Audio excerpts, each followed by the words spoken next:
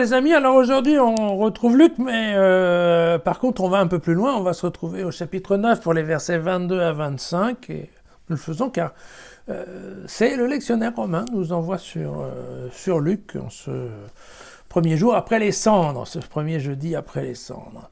Il faut que le Fils de l'homme souffre beaucoup, qu'il soit rejeté par les anciens, les grands prêtres et les scribes, qu'il soit mis à mort et que le troisième jour il ressuscite. Puis il dit à tous, « Si quelqu'un veut venir à ma suite, qu'il se renie lui-même et prenne sa croix chaque jour et qu'il me suive. En effet, qui veut sauver sa vie la perdra, mais qui perd sa vie à cause de moi la sauvera. Quel avantage l'homme a-t-il à gagner le monde entier s'il se perd ou se ruine lui-même » Hein? Voilà. Alors, bon, on a lu ça, hein, ça suit la confession de Pierre chez Matthieu, donc c'était au chapitre 16. Vous voyez que le texte de Luc n'est d'ailleurs pas foncièrement différent du texte de Matthieu.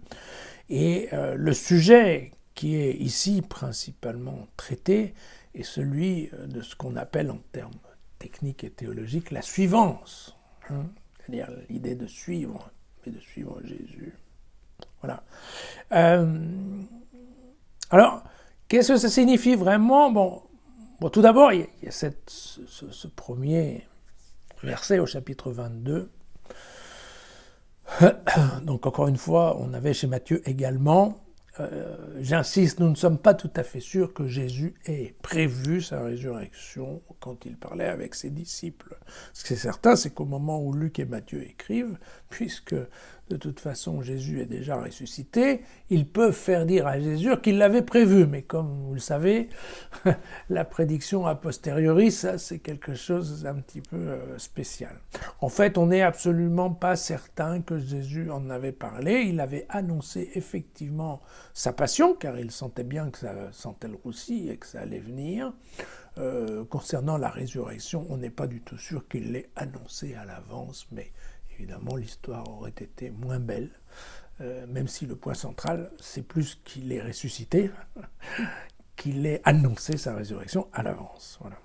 Alors qu'est-ce que ça signifie la suivance ? La suivance, ça veut dire d'un côté se renier soi-même, c'est-à-dire abdiquer de sa vie antérieure. Et ce qu'il faut entendre par sa vie antérieure, c'est à la fois effectivement sa famille, vous vous souvenez, hein, il fallait laisser tomber sa famille, ses amis, ses racines, hein, son histoire, qu'il fallait laisser tomber aussi sa situation sociale, et qu'il fallait probablement aussi abdiquer d'un ego un peu teinté de vanité, hein, pour épouser complètement le cheminement de Jésus. Donc ça, c'est bien le premier aspect. Le second aspect que Luc, comme Matthieu, ont traduit par « porter sa croix ». Porter sa croix, effectivement, c'était déjà à l'époque une expression assez commune, hein, en Galilée, parce que les Romains sévissaient déjà depuis un moment, et donc il y avait des croix qui étaient plantées le long des routes, puisque c'était là qu'on crucifiait les gens de telle façon à ce que les voyageurs prennent bien note. Vous savez, on faisait pareil avec les pendus dans le Far West, en tout cas c'est ce qu'on dit, c'est ce que nous disent un certain nombre de westerns. Et donc là, en effet, oui, les Romains mettaient les croix et les laissaient en permanence le long des routes, de telle façon à ce que le petit peuple soit bien au courant que enfreindre la loi sous l'Empire romain était quelque chose d'un peu dangereux. Voilà.